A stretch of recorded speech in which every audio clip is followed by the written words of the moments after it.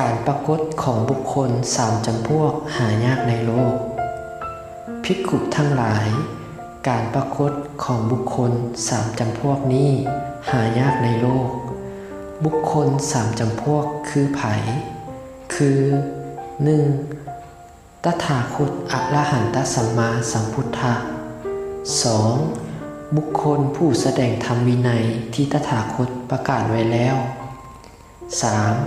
บุคคลที่มีความกตัญญูกตเวทีภิกขุทั้งหลายการปรากฏของบุคคลสามจำพวกนี้แลหายากในโลกเหตุที่มารดาบิดาปรารถนาอยากได้บุตรภิกขุทั้งหลาย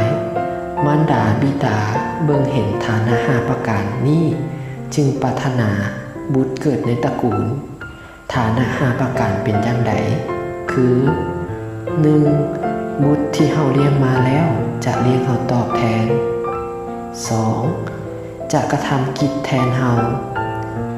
3. วงตระกูลจะดำรงอยู่ได้ดล 4. บุตรจะปกป้องทรัพย์มรดก 5. เมื่อเฮาตายไปบุตรจะบำเพ็ญทักขิณาทานให้ภิกขุทั้งหลาย